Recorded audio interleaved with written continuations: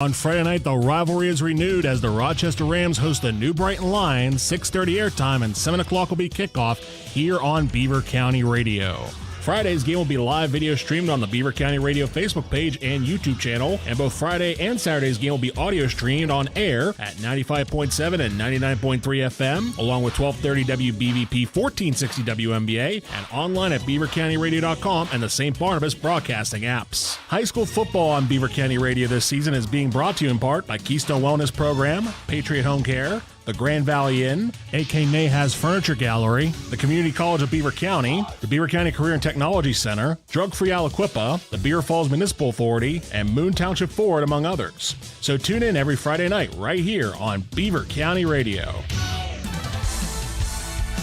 Tune into the Coach's Corner on Beaver County Radio every Wednesday night from 7 to 8 p.m. You can tune in by turning your radio dial to Beaver County Radio or by clicking the audio streaming apps on your phone or computer. You can also watch the video stream of the show on Facebook Live or on our YouTube channel. The Coach's Corner is being brought to you by Keystone Wellness Program, Patriot Home Care, the Grand Valley Inn, the Community College of Beaver County, the Beaver County Career and Technical Center, Falcone's Moon Township Ford, the Beaver Falls Municipal Authority, St. Barnabas Dental and Dr. Peter J. Montini, Goldberg, Persky and White, Friendly Federal Credit Union, the J&J Spratt Funeral Home, Geneva College, Carver Construction, Freedom United Federal Credit Union, Electric Garage Door Sales in Monaca, Beaver County Chrysler, Dodge, Jeep, and Nissan, McGee Heating and Air Conditioning, Fisher's New Brighton Foodland, and Beaver County Radio. You're listening to 95.7 FM, 99.3 FM, presented by St. Barnabas, in addition to 1230 WBVP Beaver Falls and 1460 WMBA Ambridge. Welcome to the Best of Beaver County, presented by St. Barnabas, a weekly segment dedicated to putting the focus on the amazing things and the amazing people behind them in Beaver County. The Best of Beaver County is sponsored by and content is provided by St. Barnabas. The show airs every Thursday from 11 to 11:30 on WBVP, WMBA, 99.3 FM, and Facebook Live. Now, with no further ado, let's welcome host Mike Romai to introduce today's program. Good morning and welcome to the Best of Beaver County on the St. Barnabas Radio Network. I'm Mike Romai. Since 1900 and counting, St. Barnabas has been caring for people in southwest Pennsylvania and now in Allegheny, Beaver, and Butler counties. A full continuum of care is offered to our residents and patients. Now, additionally, through our medical center, St. Barnabas provides a full dentistry, home health and home care, hospice and palliative care. As a leader in the healthcare industry, St. Barnabas continues to be focused on the needs of the community and our residents now and in the future. The St. Barnabas Health System offers solutions to healthy living by providing residents and patients in our communities with opportunities to enhance their daily lives. To that end, the intent of our radio show is to introduce you to successful people who are having a positive impact in the greater Pittsburgh communities. Each month, we will bring you topics of interest to enlighten, entertain, and educate you as we look forward to having insightful conversations benefiting you and your family's well-being.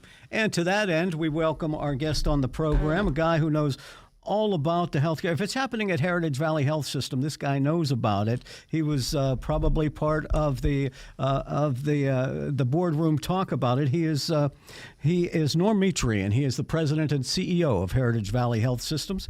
Good morning, Norm, and welcome to the show. Well, good morning, Mike. Thank you for the opportunity. Good to see you once again. You have been around these parts for a long time, it seems, and whenever we think of Heritage Valley or we thought of the Medical Center of Beaver County, Norm Mitri's name has always been attached to it in one way or another. Well, it's been 28 years. I just started my 29th year on July 17th here. So clearly I've been here for quite some time and have seen Heritage Valley grow and evolve from where we were in 1995 when I got here to where we are today in 2023. And unlike Heinz Field or Acrisure Stadium, people oftentimes will still refer to Heritage Valley as the medical center of Beaver County. Absolutely. It's, those old habits are next to impossible to break.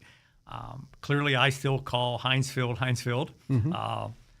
So if you think about Heritage Valley Health System and the branding of Heritage Valley, there are green and white signs that say Heritage Valley something all over the tri-state area.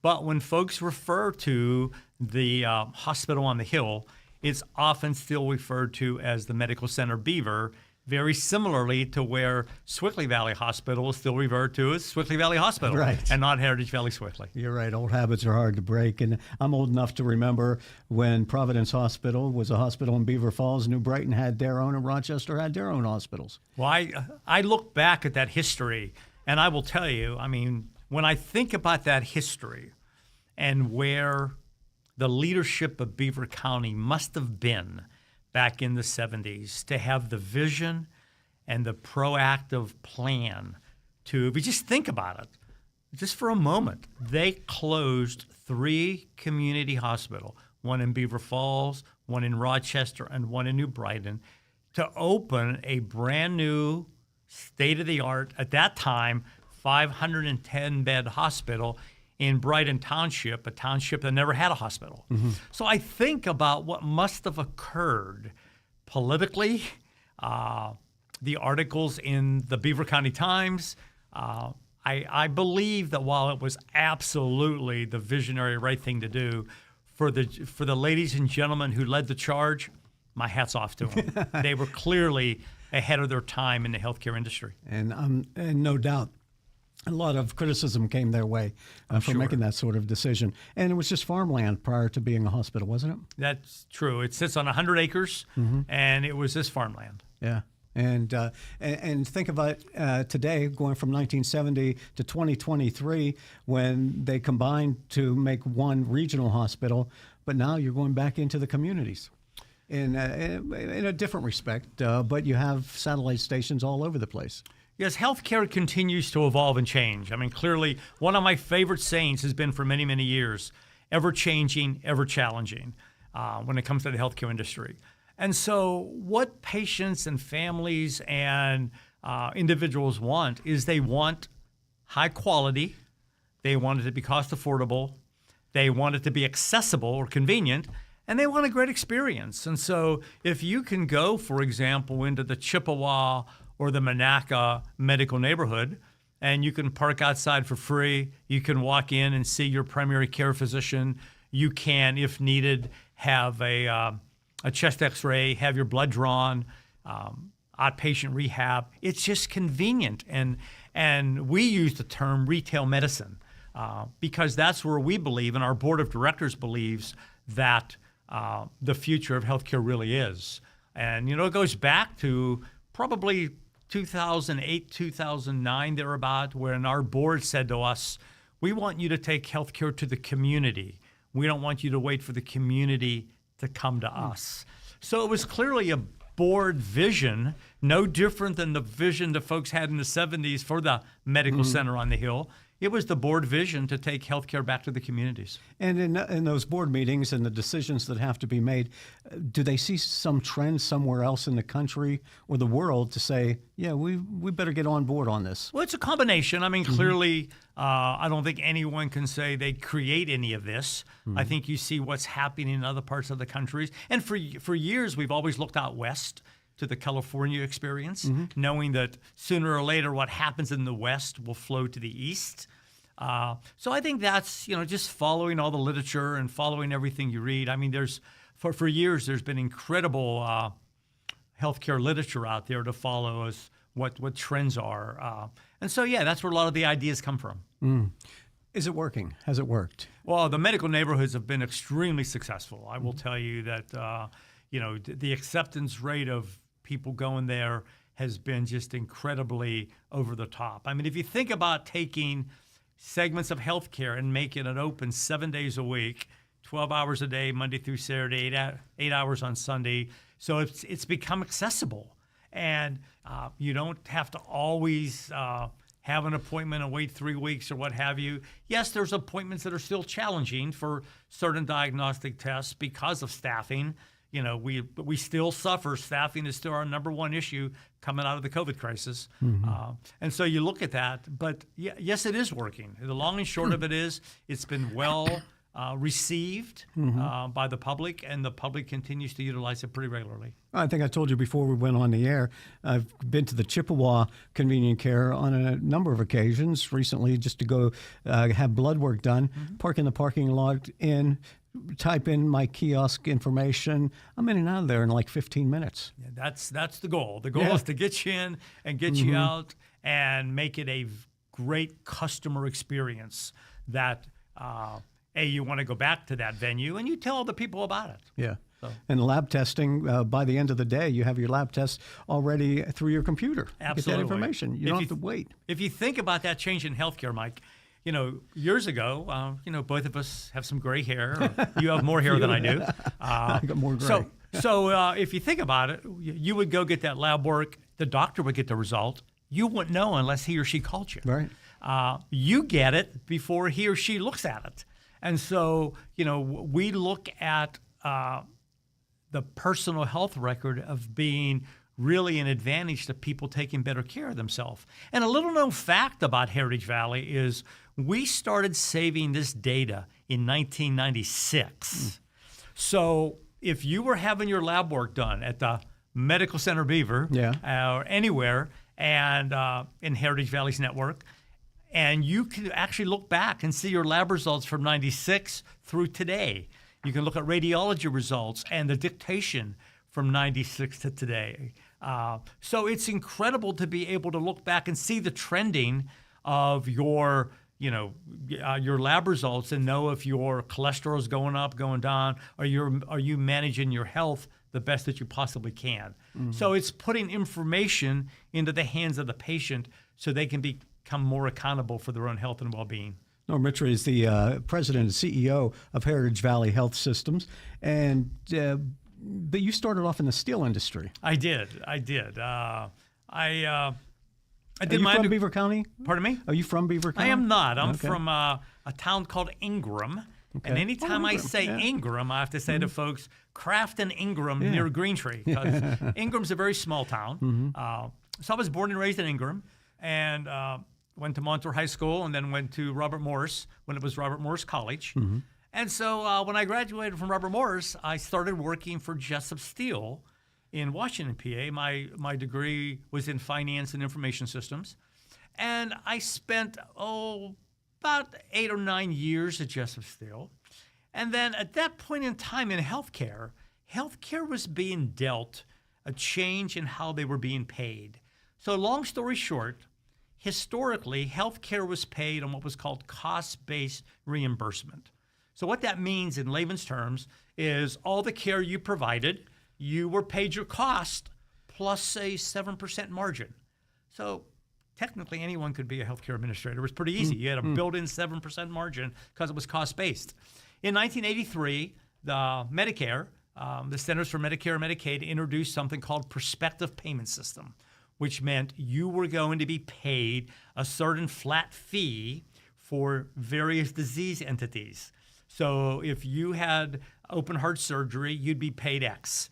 If you would have your hip replaced or knee replaced, you'd be paid Y. Well, healthcare had no idea what their costs were.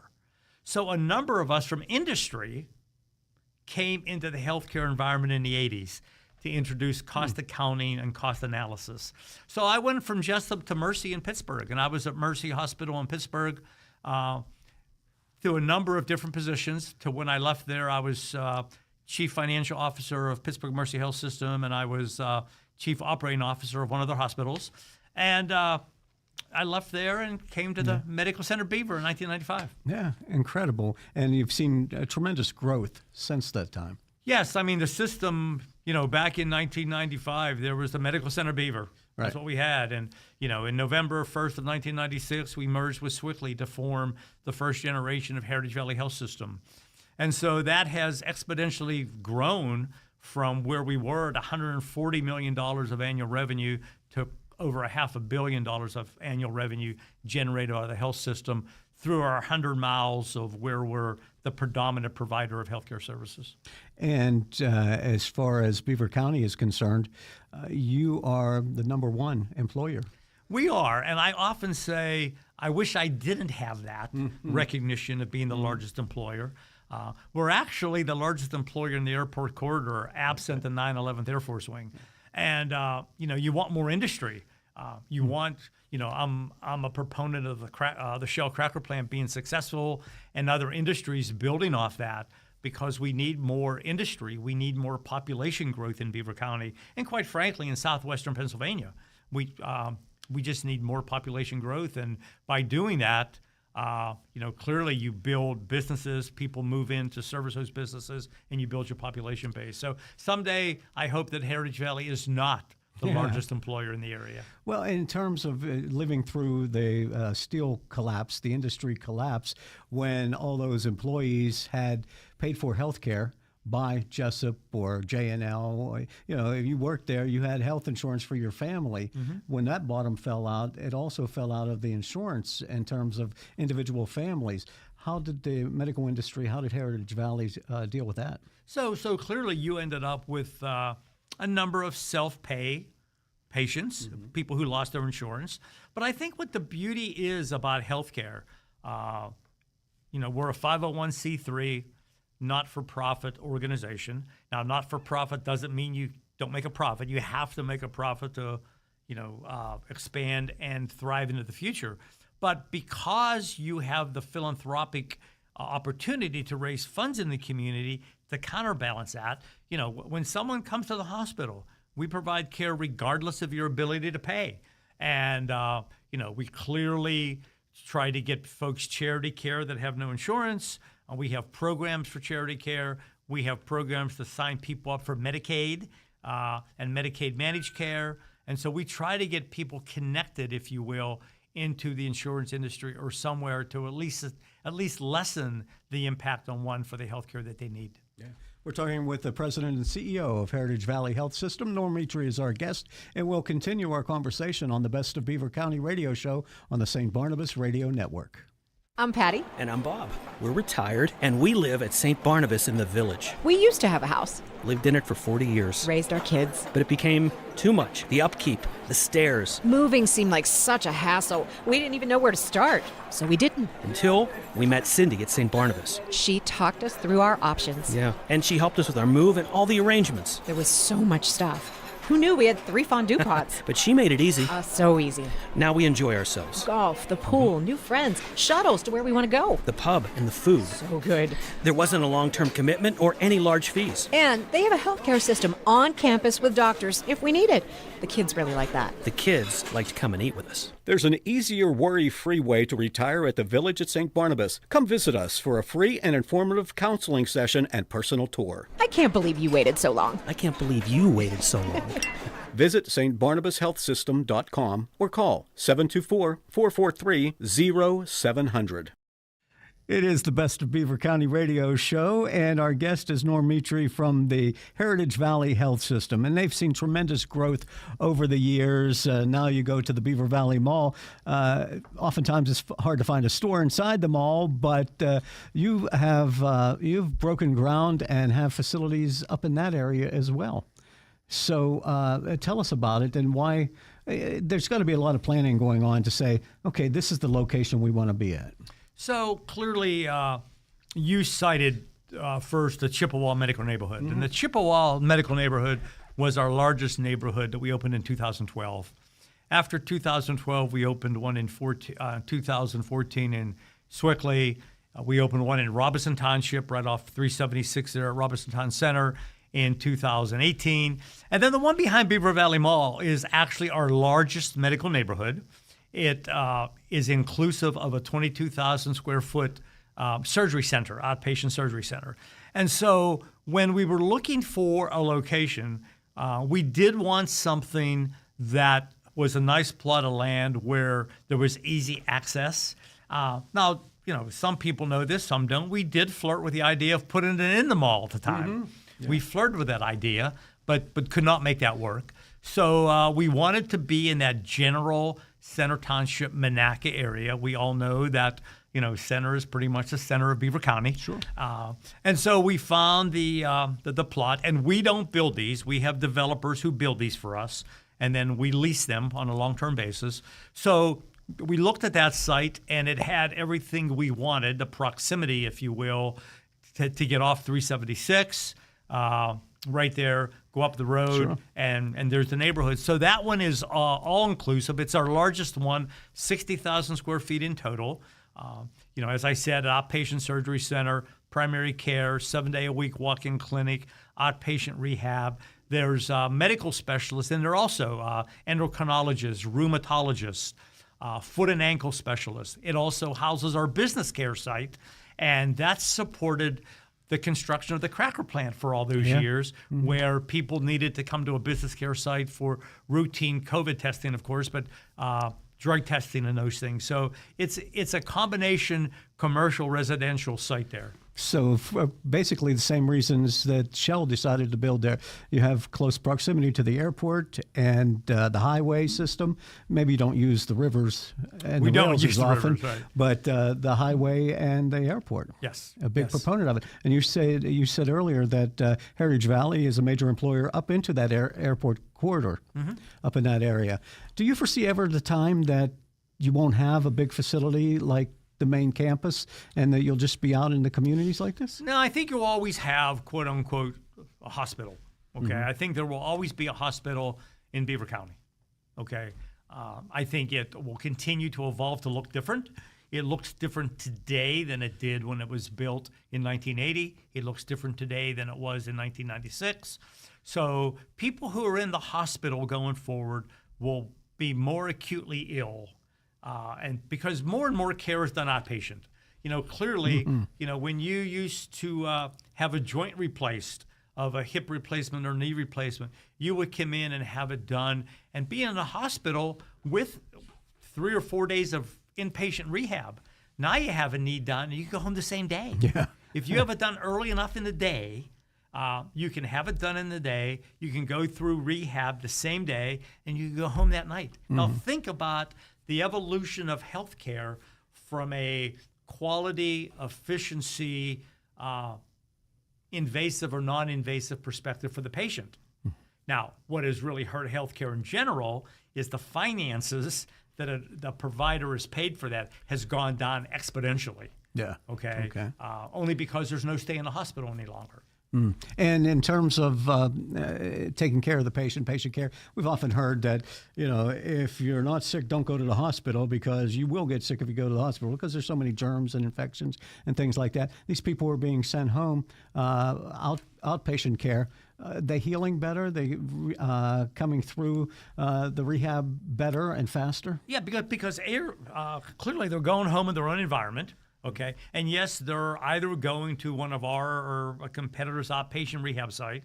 They get intense outpatient rehab, depending on the provider and how they write the order. It could be 3-4 days a week that they're going for intensive rehab. So they're working the joint. I mean, clearly when you have a knee or a hip done, the rehab is the most important.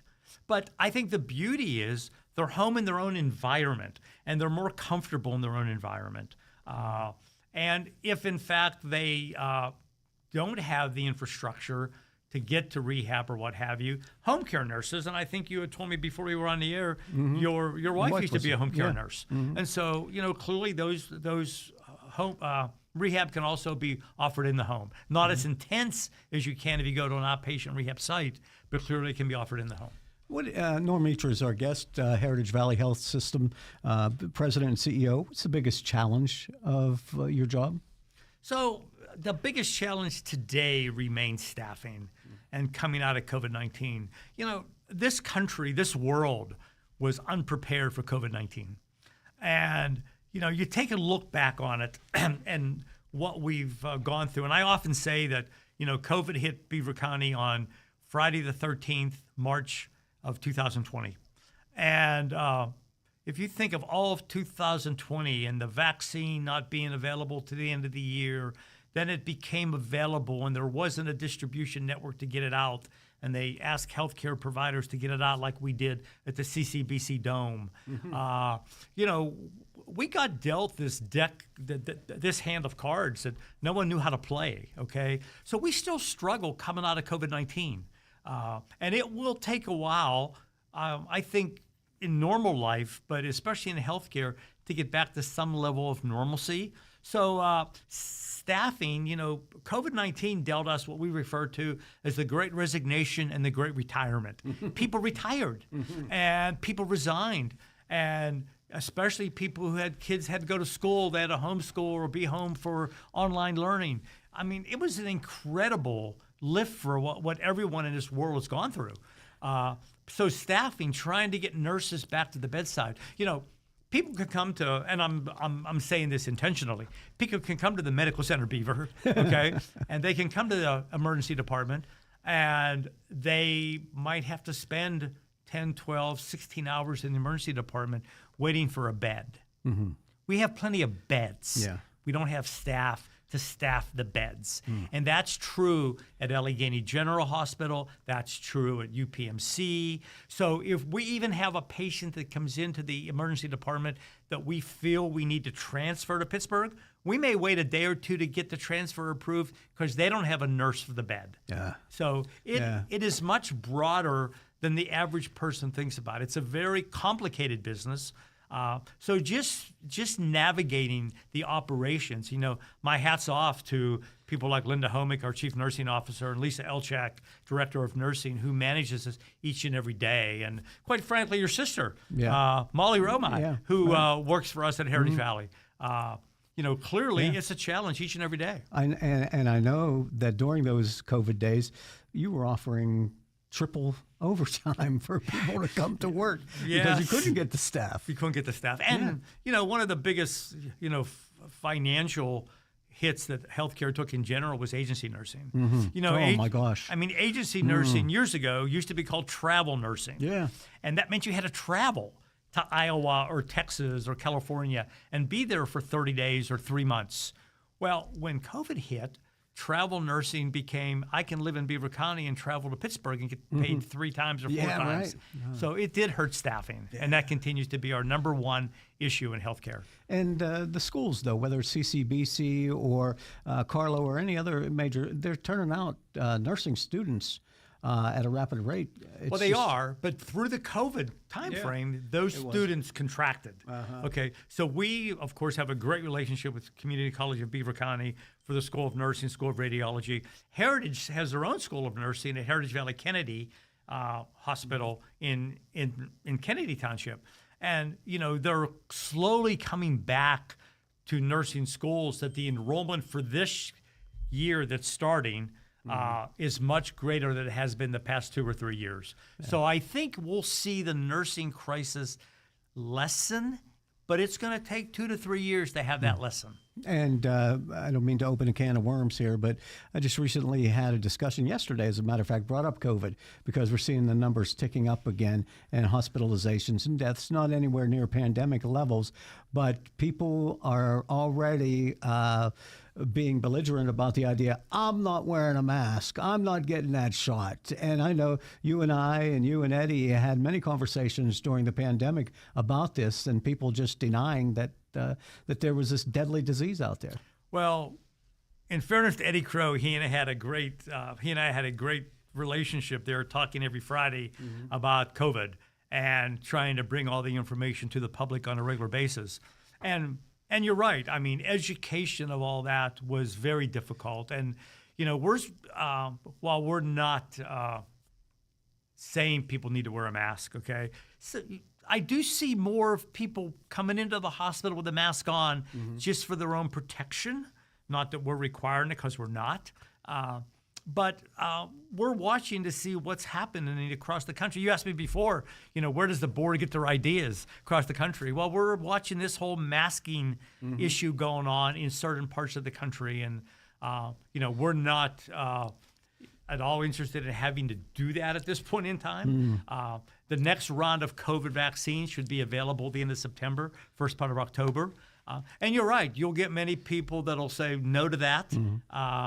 But, for those folks who are receptive to it, clearly I think it's important for people to make those own their own decisions. Yeah, it was difficult for you because I remember you saying, we have people come into the hospitals saying, I'm not wearing a mask, I don't have to wear a mask, in a hospital environment where people are dying anyway. But having this disease, the COVID coming into the hospital, just put everybody in jeopardy. It was such a challenge, and it was a challenge for the nurses and the caregivers 24/7. If you think about them being bedside doing all that, and then folks coming in who were just, unreasonable about putting a mask on. And the people that they saw dying in those beds. Yeah. That's stressful in and of itself. Correct. Wow, incredible. Oh, one thing before we go, insurance industry, that oftentimes, especially certain politicians will talk about free care and all this other stuff. Insurance industry, dealing with the medical profession, working in the office, working the numbers and things like that. Insurance, where is it going in terms of the future? Yeah, so clearly, during the COVID crisis, of course, people didn't come for care because of COVID, but the insurance companies kept getting all their premiums. So the insurance companies built some wonderful reserves during that COVID crisis, financial reserves. But as your listeners probably know, when they have to deal with health care, probably the most frustrating and overwhelming part is the payment part of it because of the confusion of the bills. You get this bill that says this is not a bill, and arguing, if you will, with the insurance company, what's covered, what's not covered. A number of years ago when they introduced high deductible plans, people didn't understand what a high deductible plan was. It means is if I have a high deductible plan of $10,000, I pay the first $10,000. Okay, and then the insurance kicks in. And people didn't understand that. They just saw the lower premiums for the high deductible plans. And so the insurance industry continues to challenge the provider industry because of the fact that there's not enough money flowing from the insurance industry into the provider industry. And clearly the patients are bearing some of that brunt with coinsurance, deductibles, and collections, which nobody wants to deal with. Fascinating conversation. Always enjoyed talking with you, Norm. Thank you for being our guest here today. Always a pleasure. I appreciate it. Hopefully your listeners had a good time listening to it. I'm sure they did. Our guest, Norm Mitri, President and CEO of Heritage Valley Health System. I'm Mike Romai. This is the Best of Beaver County. Thank you for listening to the Best of Beaver County. St. Barnabas is pleased to have provided content. And thunderstorms today with mostly cloudy skies and a high near 80 degrees. We'll have a complete Beaver County radio weather forecast after this look at news. Gun violence was addressed at the Aliquippa City Council meeting Wednesday night, and Beaver County Radio News correspondent Sandy Giordano was there. Residents are advised to call 911 if shots are fired or if there is any criminal activity going on in proximity to their home, or if they are driving or walking through an area where criminal activity is taking place. Residents were told that the city has 9 police officers and they receive assistance from the state police when warranted. A group of residents that were present said they are willing to step up and assist in any way to provide a solution to police. Police Chief John Lane said that the lack of juvenile detention facilities within the county is a problem. Mayor Walker said Gateway would be an ideal site if the unused area of the facility could accommodate the juveniles, or an addition could even be made to the county jail. 671 vehicle crashes resulting in 10 fatalities and 220 injuries occurred during Labor Day weekend, according to the state police. Alcohol was a factor in 63 crashes, with 2 being fatal. Troopers arrested 514 people for DUI and issued over 27,000 traffic citations, including 864 for not wearing a seatbelt and 233 for failing to secure children in a safety seat. Troopers also issued over 9,000 speeding tickets. Families and community members who have been affected by gun violence are planning to join together for a public prayer in Beaver. The prayer, called the Memorial to the Lost Prayer Service, is part of the Memorial to Those Lost to Gun Violence in Western PA program and will take place Tuesday at 6 p.m. at the Holy Trinity Lutheran Church.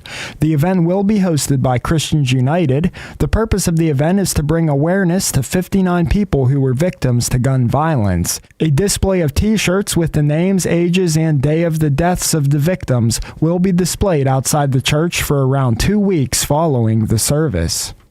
The Americans for Prosperity's nationwide Prosperity is Possible campaign announced they are holding a pre-inflation gas station event to offer pre-inflation gas prices to motorists at a discounted $2.38 per gallon.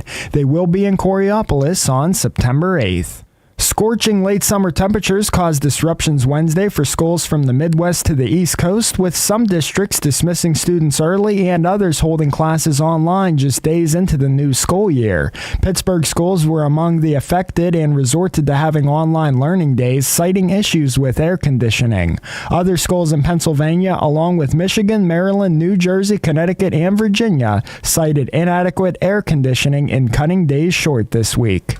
And Pennsylvania will receive help plugging orphaned well sites due to billions of dollars allocated by Congress in the bipartisan infrastructure law. Danielle Smith has more. The Keystone State is eligible to receive $188 million in Phase 1 formula grants. Those are grants that states don't have to compete for, but for which they must still apply and meet certain criteria. Pennsylvania plans to plug 227 wells.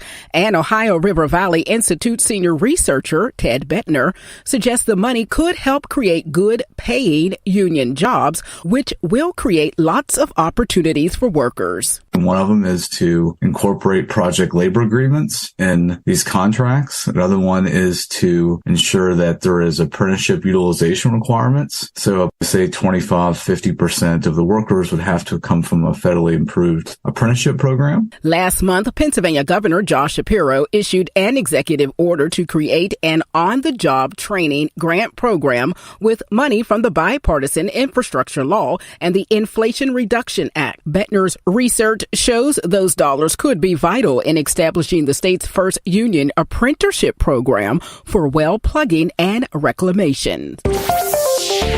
Here's the Beaver County forecast on 95.7 and 99.3 FM, along with 1230 WBVP, 1460 WMBA, and streaming at beavercountyradio.com. We can expect showers and thunderstorms today with mostly cloudy skies and a high near 80. It'll be mostly cloudy tonight, going down to a low of 64. We'll have a chance of showers and thunderstorms tomorrow with a high of 77.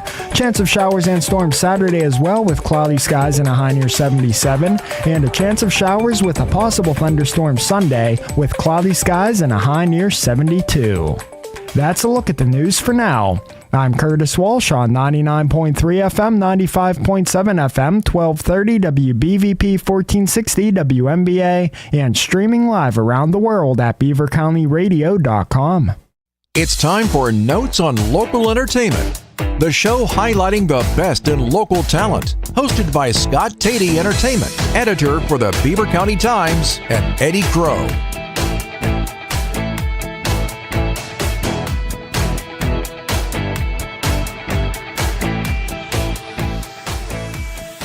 I look forward to these visits every Thursday. Scott Tatey from the Beaver County Times comes in, and I always got questioned. You've spent how many years covering entertainment?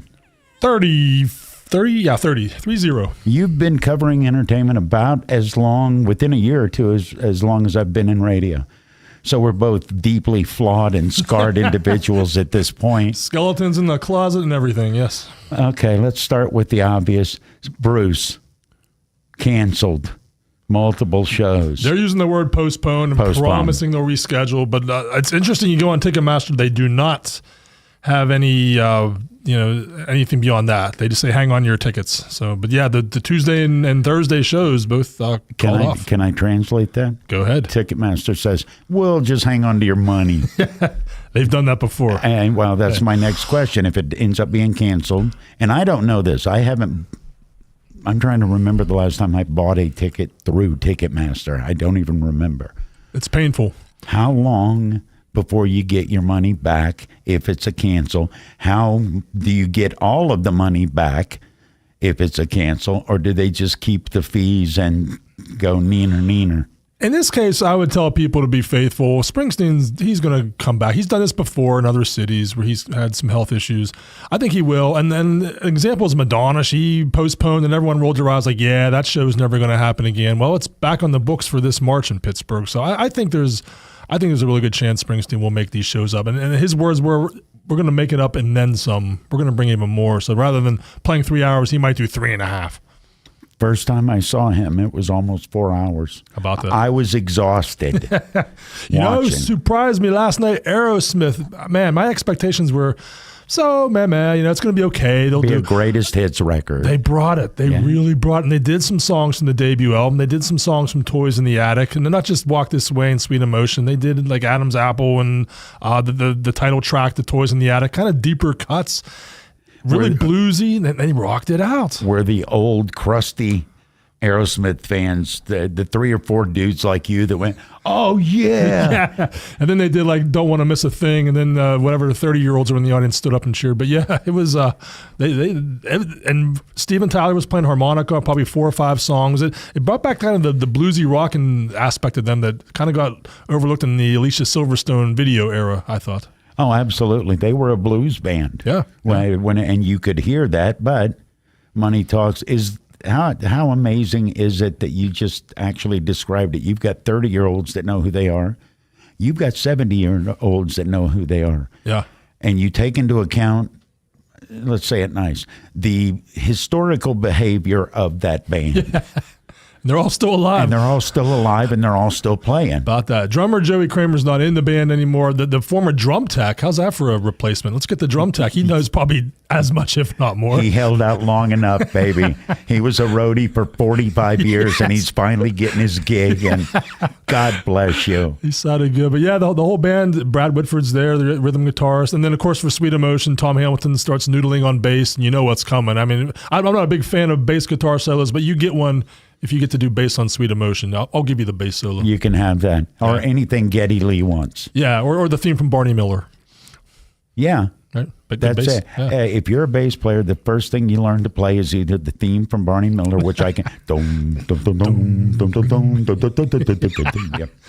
Either that, or you learn...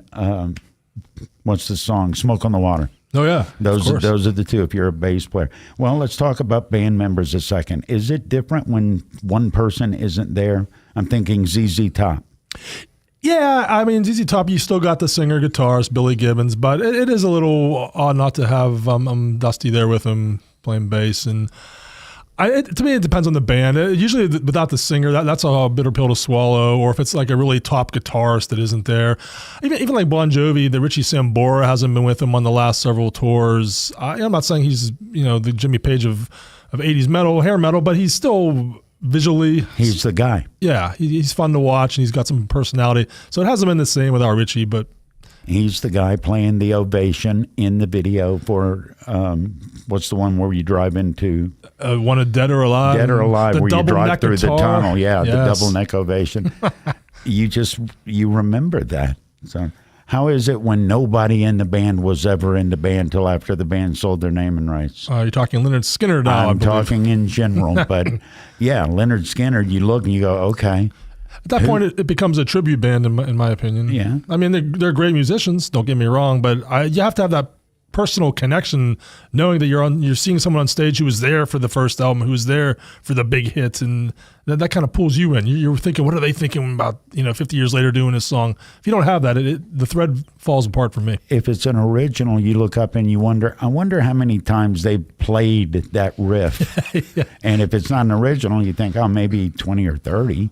Although one flub last night, and it's just like something we would joke about. Joe Perry early on decides to say something. He goes, "Oh, it's good to be back in Philadelphia." Oh, dude, he mentioned Philadelphia, and the booze caught his attention. Then he realized oh yeah, second night of the tour. Sorry, I already messed up, and he corrected himself. It was Pittsburgh, but. I mean, outside of saying Cleveland, that was probably the worst thing he could have said. Oh, I would be far more offended by Philadelphia than Cleveland. Yeah. Cleveland's like the slightly slow little brother that you pick on, but you look out for. That's true. I agree with that. Philadelphia, you've seen Always Sunny in Philadelphia. Yeah. Okay, that's a documentary. That's not a comedy.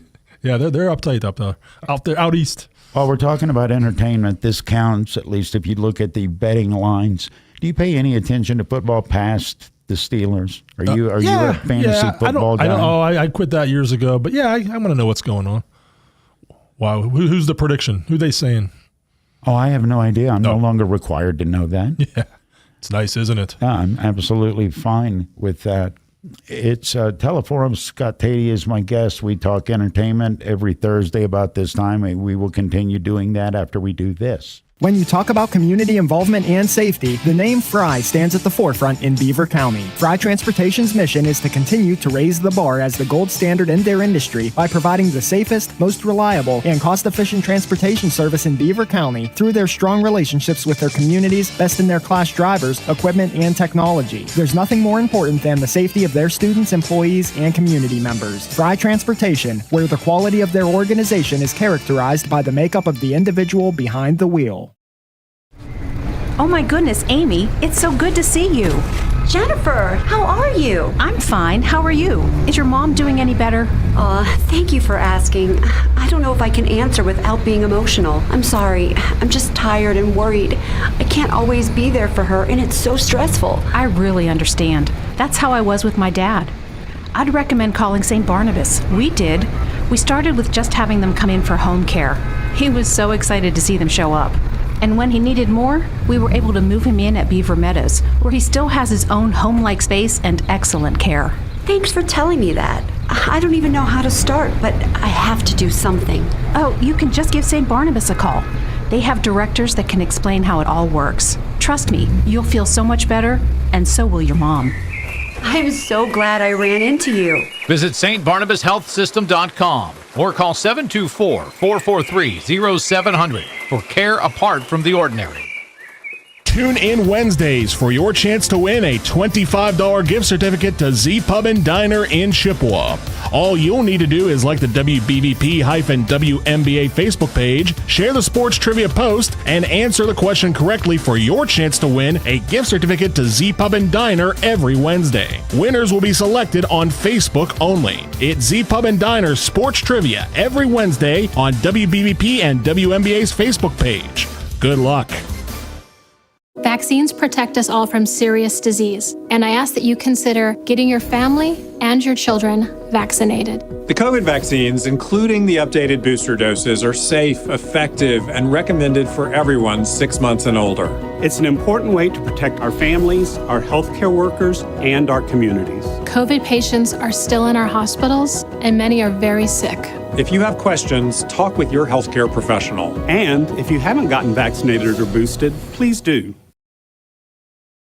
You are invited to a fun-filled afternoon as St. Barnabas Charities hosts an exclusive Ladies' Day Out, Saturday, October 7th at Trees Manor in Gibsonia. Win prizes drawn every half hour, including a Fendi handbag, jewelry, cash, and more valued at $5,000. Plus, enjoy food stations, wine, signature drinks, shopping with specialty vendors, basket raffles, and music. Proceeds benefit the St. Barnabas Free Care Fund. Register today at stbarnabascharities.com or call 724-625-3770.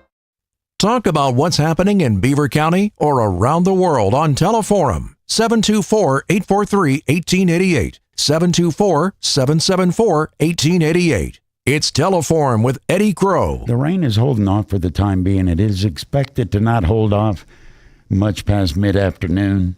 High today is going to be 80. I don't know if we're going to make that or not. Chance of showers and thunderstorms also tomorrow. Tomorrow's high 77. I'll transition the videos so you don't have to watch Scott drink his coffee, and I'll do that now. No, I waited till you got your coffee out of the way. Oh, I appreciate that. Scott Tatey is my guest from the Beaver County Times. We're doing a thing in the Times for coffee. We're going to call it Mocha Madness. You know how everyone does their March Madness? We're going to have people vote on their favorite local coffee shop. I've already got 2 or 3. It's tough to name one. In the back of my head. Do me a favor. Yes. Anybody that suggests doing anything pumpkin spice related. Not a fan? Hit him in the back of the head with a chair. Metaphorically or verbally. I mean, I'm giving you options here, but no, I'm not. I'm okay if you wait until October to do that, but the people that are pouring out the October drinks in August, that makes my eyes roll. Here's what we'll do. You can talk about it after Jam Bridge is over. Fair. That's the 23rd, right? Good segue. There you go. It's like you're a pro. Man, if I'm talking to Kim, I want straight coffee from her. Yes, Merchant Coffee does a very good cup of coffee, and they also throw a very good music festival, as they will be doing September 23rd downtown Ambridge, Jambridge. I interviewed. You say that like downtown Ambridge, be there. It's like Sunday. It's why I live there. Downtown, it's not a huge place. I like it. I give it that truck pool kind of announcer thing, but it's September. It's a Saturday, the 23rd, 2 stages. I interviewed the 2 California bands that are flying in to make their Pittsburgh area debut playing Ambridge, and they're both kind of chill, a little bit of reggae, a little bit of sunny pop. They both swear they're bringing California vibes, beach vibes. They're from San Diego, so it'll be like a laid back kind of thing. And bring Oingo Boingo vibes if you're from San Diego. That's not a bad idea. I'll take that. Do you want? After seeing Burning Man, do you want West Coast vibes brought in? Good point. That's the hipsters. That's the trendsetter. San Diego, I think it's more like laid back, around a beach bonfire kind of music we're going to be hearing, and that's a vibe I can get on board with. And of course, some great Pittsburgh Beaver County bands. Bobby Thompson and the Groove will be playing there. Byron Nash and his band Nashville. There's a band called the Low Kings you're going to like. It's kind of like that Celtic punk rock kind of Dropkick Murphys meets Pogues kind of thing. Really, Pittsburgh band, but they kind of get a little Irish in their rock and roll. So.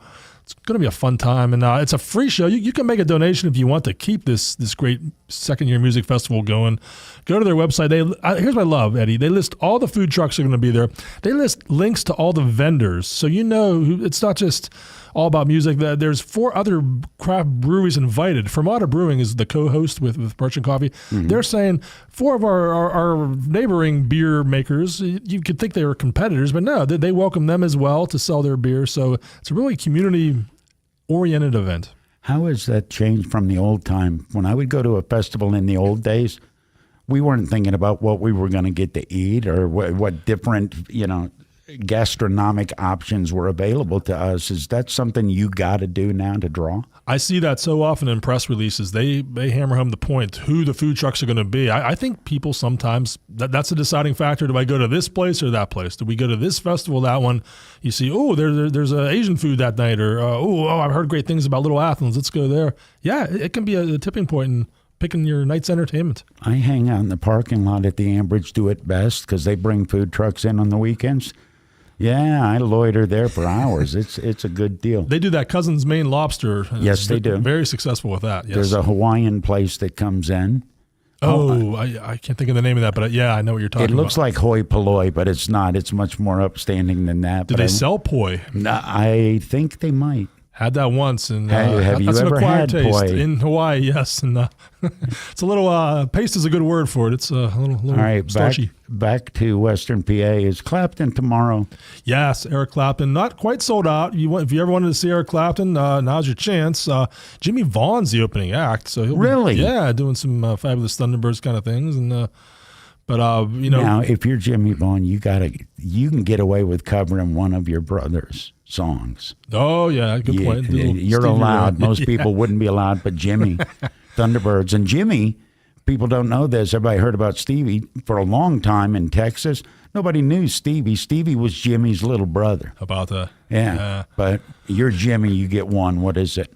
Mine's off the board. Pride and Joy. It's a good one.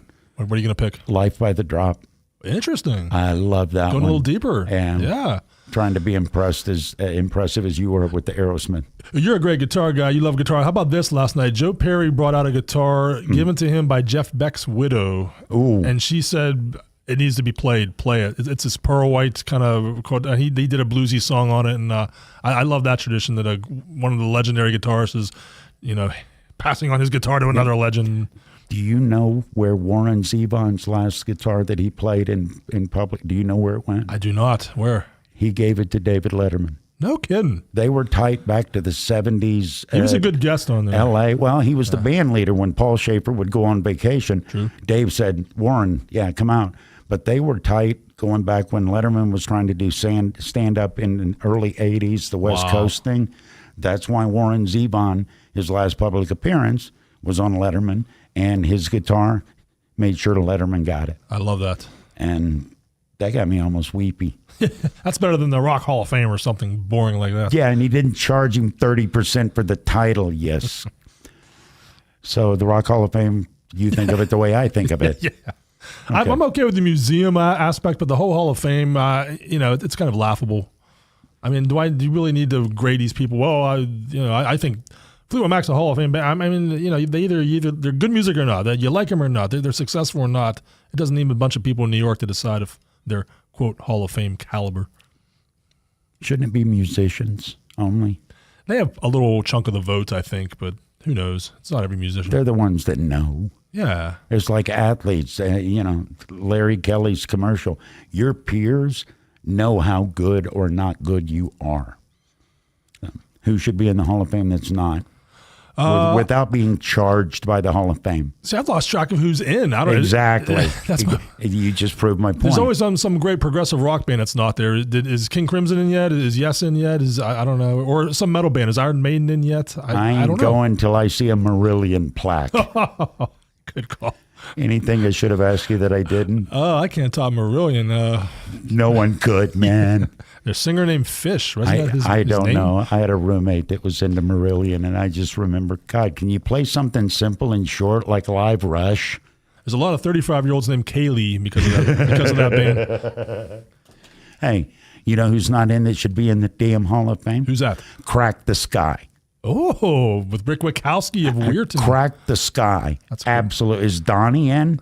No. There you go.